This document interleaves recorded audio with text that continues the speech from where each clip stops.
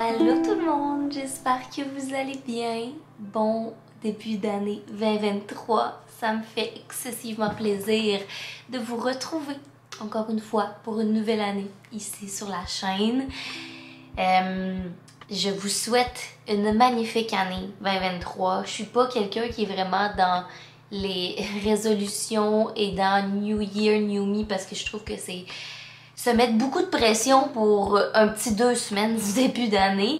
Mais je vous souhaite sincèrement une année, des jours, des mois à suivre qui soient doux, en adéquation avec vos besoins, vos valeurs. Plein de beaux moments qui vont vous border en 2023. J'espère sincèrement que vous allez bien et que vous vous permettez un peu de douceur et de compassion en ce début d'année parce que c'est rushant le début d'année pour bien des gens, moi y compris. Et c'est également pour ça que cette vidéo-ci, je voulais qu'elle soit un petit peu différente. Je suis de plus en plus consciente de l'anxiété que je m'auto-génère par cette productivité-là et cette surproductivité-là. Donc c'est vraiment pas un message que je veux véhiculer ici en 2023 sur la chaîne. Cela étant dit, n'en reste pas moins que début d'année veut aussi dire fin des vacances et retour au travail, retour à la routine au quotidien.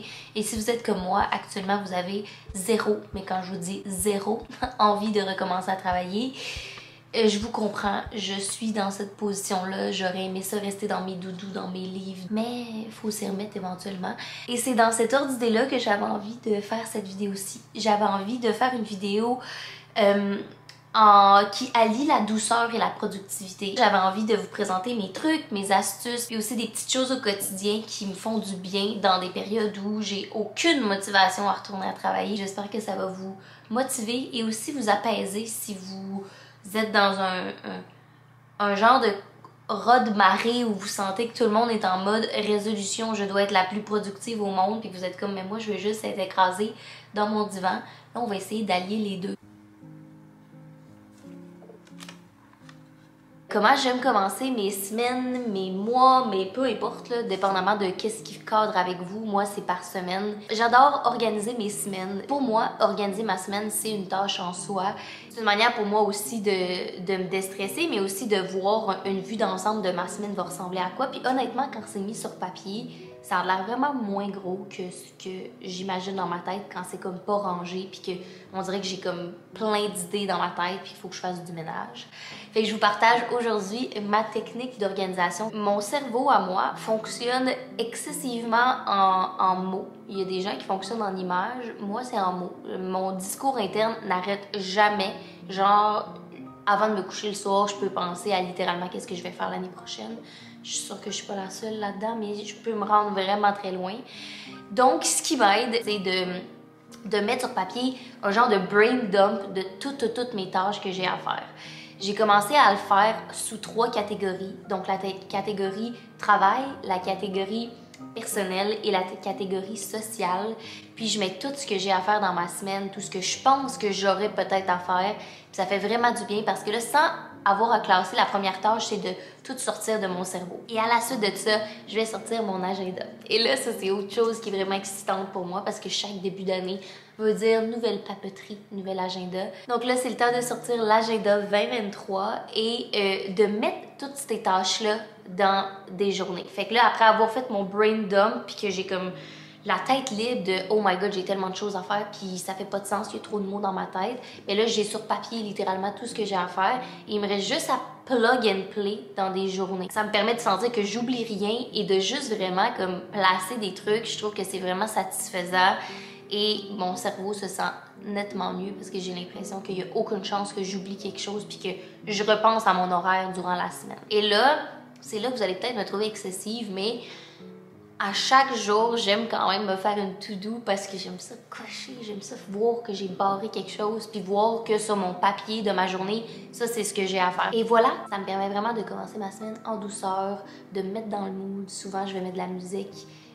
Puis je vais genre prendre un bon café le matin, puis ça va être ma tâche du lundi matin en douceur pour pas commencer vraiment rough une semaine. Cela étant dit, l'agenda terminé et maintenant je sais qu'est-ce que je fais dans ma journée. J'ai pas mal de travail à faire. Fait que je vous mets en accéléré ma séance de travail et on se reparle plus tard.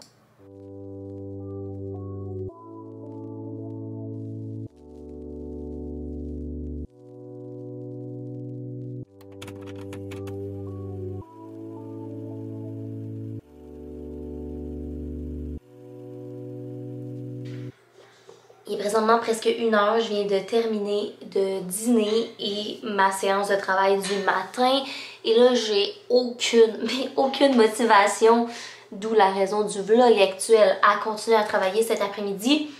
Fait que c'est là que s'en vient la deuxième idée, conseil que je peux vous donner qui m'aide grandement lorsque je manque de motivation, et c'est de romanticize mon environnement, changer d'atmosphère, changer de vibe. Je suis une grande fan du romanticizing les moments. J'adore mettre des bougies, mettre de l'ambiance, créer une petite luminosité parfaite. Bref, tout pour me motiver puis comme enjoy puis vraiment être dans l'ambiance, dans l'immersion du moment présent. Des fois, la gang, on dirait que même si tu as le parfait endroit pour travailler, que tu es vraiment bien, que tu as ta bougie, une petite tisane, un café, name it, ça fonctionne pas.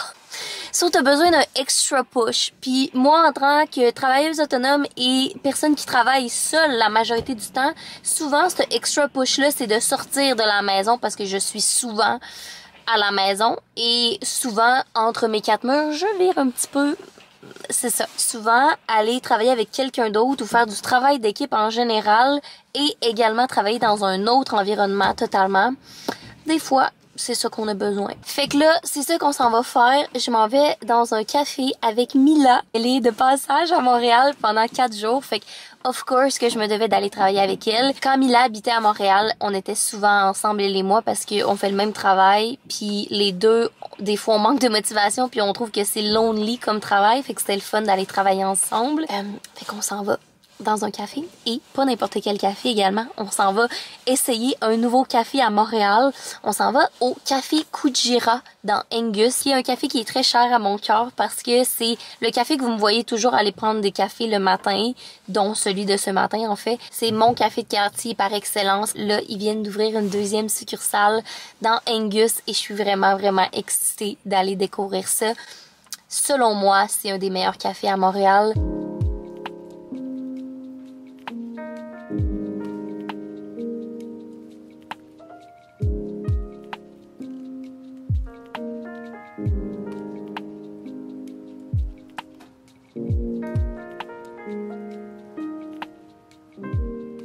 Hello, il est un petit peu plus tard.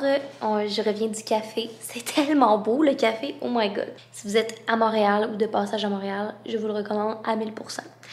Sur ce, là il est rendu comme 5h30 avec tout ça et j'ai excessivement faim. Donc, je vais commencer à préparer le souper. Ce soir, Laurent et moi, on fait un chili.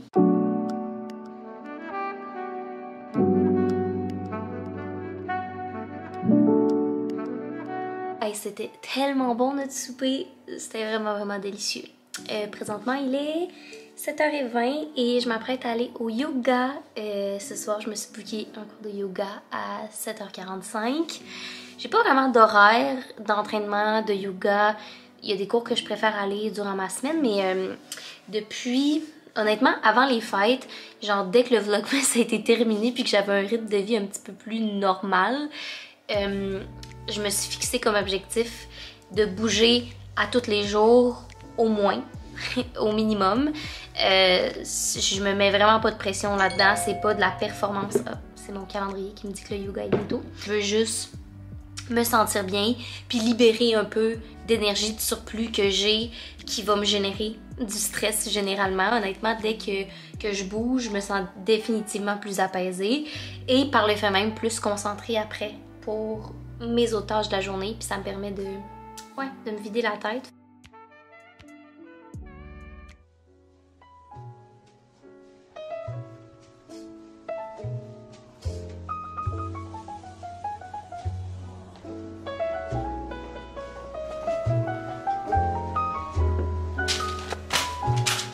Bon matin! On est le lendemain matin. C'était tellement agréable le yoga hier, ça a tellement fait du bien. Genre, j'ai eu une méga bonne nuit de sommeil, comme ça faisait vraiment longtemps que j'en avais pas eu une. Fait que aujourd'hui, je me sens d'attaque, je me sens prête, mais pas vraiment prête parce que la tâche que je m'apprête à faire derrière moi, c'est la tâche qui me répugne le plus et j'ai nommé ma comptabilité. Cette tâche-là, en tant que personne travailleuse autonome, c'est une tâche que à chaque année, mais quand je vous dis à chaque année, là, je vous jure, j'ai une résolution par année puis c'est ça. Puis c'est que bon, tu vas faire ta comptabilité une fois par semaine, prends un petit 20 minutes le vendredi, là, ça va être vraiment facile, mets tes factures, fais tes comptes, etc. Là, il y a un vendredi qui s'accumule, que je le fais pas, puis un autre, puis next thing you know, ça fait 1 an, puis je l'ai pas fait. Cheers to that. Utilisez le chrono Pomodoro quand vous avez aucune motivation. Fait que c'est juste des petits blitz de 25 minutes, là, fait que ça passe vite, puis après ça, vous avez le droit à une pause, puis comme de le couper en petits morceaux comme ça, c'est plus facile à visualiser qu'il y a une fin à cette renfer.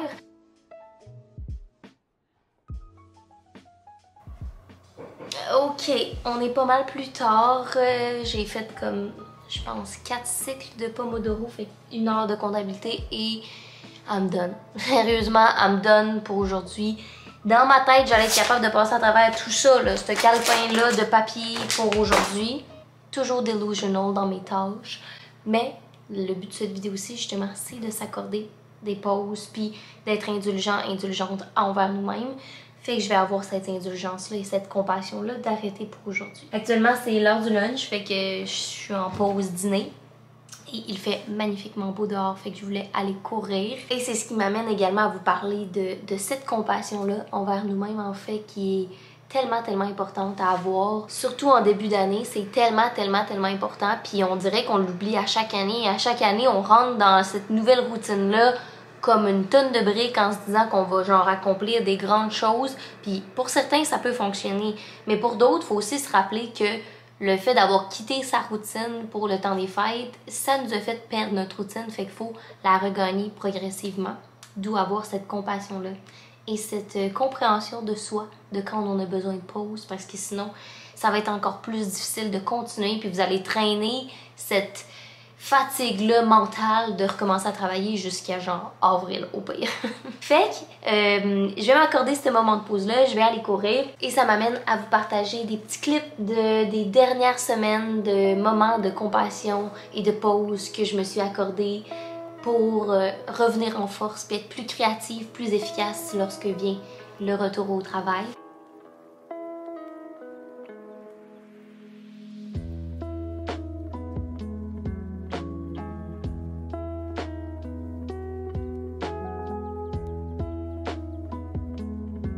I'm ready? On s'en va courir!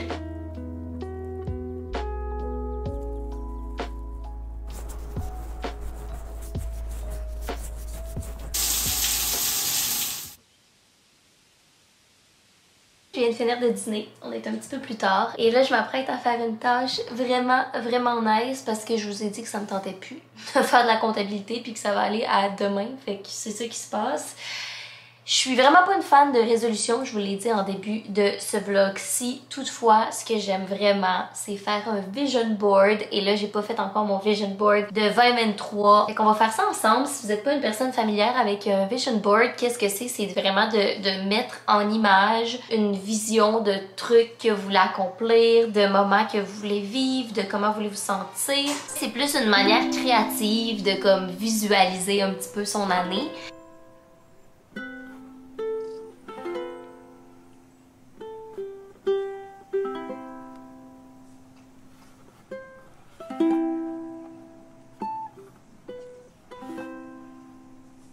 La gang, je suis tellement satisfaite, je le trouve tellement beau, c'est coloré, c'est meaningful pour moi, ça me fait du bien juste le voir. Puis j'ai aussi fait le ménage de mon desktop. Fait que voilà, je me sens comme une nouvelle énergie, une nouvelle vibe. Voilà, pleine d'intention, de douceur et de clean dans mon esprit et dans mon desktop. Fait que c'est aussi votre signe de faire le ménage de votre desktop.